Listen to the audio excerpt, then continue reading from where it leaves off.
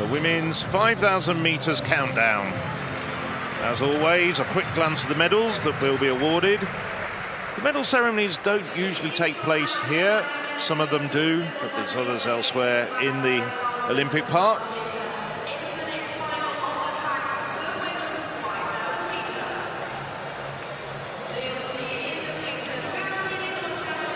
Mark Oates, Britain.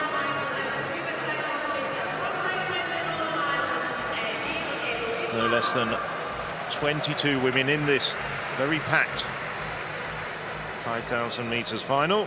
Thackeray, second of the two Britons. A very good Dutch woman, Maureen Kloster. We've got 4 of the first 5 home in the 10,000 metres from Tuesday night. Alicia McColgan, silver medal over 25 laps of the track. Hectic racing schedule this year. This is her 14th top quality race. Nadia Batocletti, European under-20 and under-23 cross-country champion. There's Caroline Berkeley-Grovdal, reigning European cross-country champion and the European leader over 12.5 laps of the track. Grovdal running a season's leading mark of 14:31.07 in Oslo. Constance Klosterhalfen, bouncing back after COVID, got 4th over 10,000 metres. And there's Yasmin Chan, was such an impressive winner to regain the 10,000 metres title that she first won in 2016 when she did the double, taking this event as well. Alina Ray was 8th in the 10,000 metres.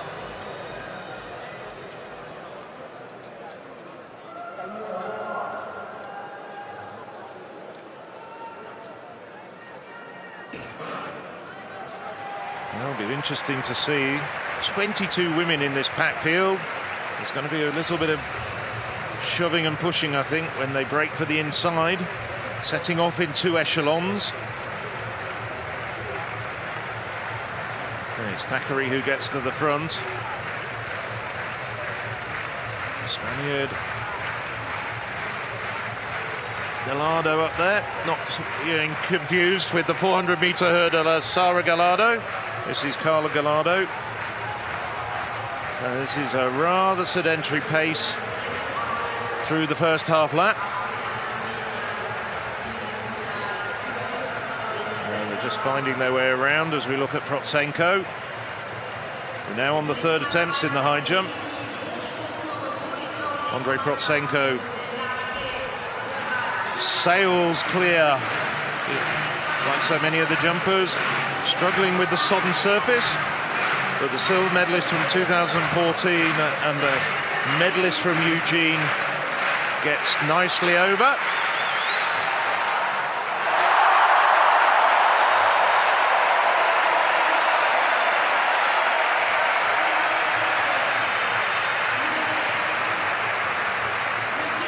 Now this is live. Matthias Brisbilko. Ivanov and Stefalo have gone out with 3 failures at this height after clearing 2:18. Now Brisbilko takes it. He stays alive, the defending champion from 2018. Needed 3 attempts to get over this height. Makes it count eventually. And the bar will be going up to 2:27. Good jump. Took him 3 attempts to navigate this bar. Doroshook, Poiter and Tamberi all clear at the first 2 bars on their first attempt.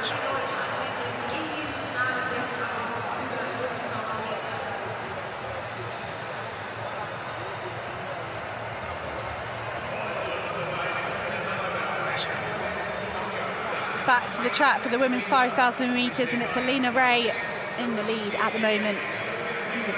And a decent run in the 10,000 metres. And just as I say that, Caroline Grovdal eases her way past. That's 2 75-second laps in this 5,000 metres. That's not very quick. I was wondering whether Eilish McColgan might fancy a lead. She usually lets the first kilometre go pretty slowly and then asserts herself on the rest of the field. But Caroline Grovdale broke Ingrid Christensen's 36-year-old national record with a fourth-place finish at the Oslo Diamond League this season, 14:31. And she's certainly got the calibre to lead that field, as does Pavel Fidek if he can get it right. We're into the 5th round in the men's hammer. Fidek in 4th position at the moment, having nearly exited the competition after 3 rounds. Pavel Fidek could improve his 78.49, but I'm not sure that's going to challenge the medals at the moment. 5-time world champion struggling to get on the podium at a European level, but that just shows the strength and depth in European men's hammer throwing.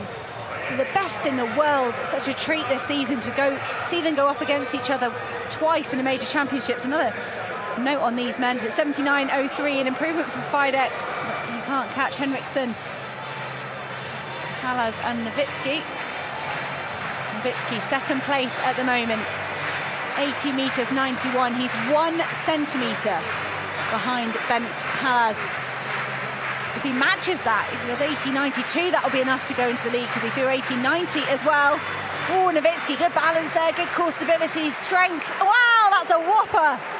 Wojciech Nowitzki in the 5th round. He is the defending champion. He is the Olympic champion. Couldn't take that world title in Eugene.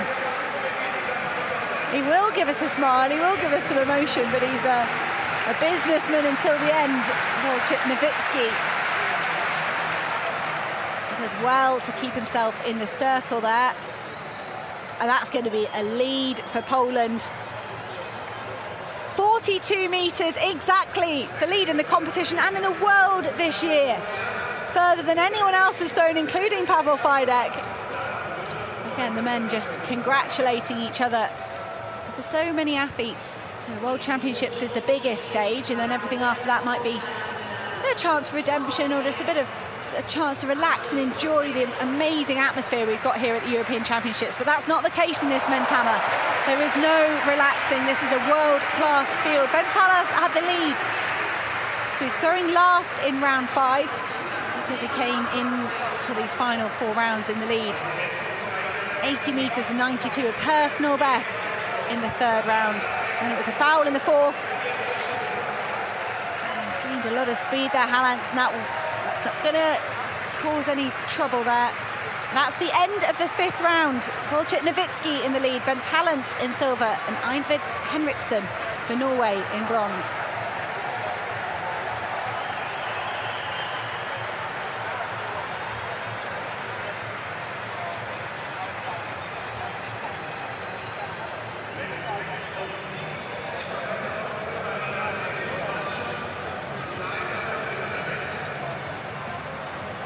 One round left to go in this men's hammer throw competition. Well, it's back on the track, and it's still Caroline Björkli Grovdal setting the pace. She went through 1 kilometre in 3:05.57. Well, that is rather sedentary pace. 4:35.76 at 1,500 metres, and she's speeded up a little bit. 2 kilometres in 6:07.44. That's meant that a few of the women are starting to trail off at the back, but there's still a big group sitting on her, including some of the favourites: McColgan, Great Britain, Chan, Turkey, Klosterhausen tucked in on the inside. Battacletti up there as well, the diminutive Italian, who's a very, very talented long-distance runner as well. So nothing really happening at this stage. You're sort of wondering, when is Yasmin Chan going to make a move? Back to the high jump. First attempt at 2:27 for Protsenko. Had problems at 2:23. That's a lot better from Andrei Protsenko. That's the sort of form he showed in Eugene when he got a medal. Well, Protsenko managed to get his family out of Kherson, which has been in the news for all the wrong reasons. He's been in France before this competition, like so many of the Ukraine athletes, living out of a suitcase and very worried about his family back in Ukraine, but still managing to ply his trade and compete at the very highest level. So, Tobias Poiter, flawless so far for the German. This tall, rangy German Nicely done as well. So he takes the initiative.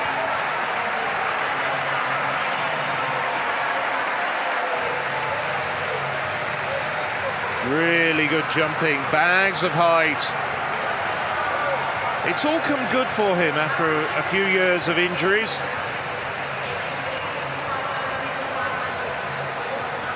So first time clearance for Tobias Poiter as well. And another 4 men in this competition. Gianmarco Tamberi, you can see, just moving out.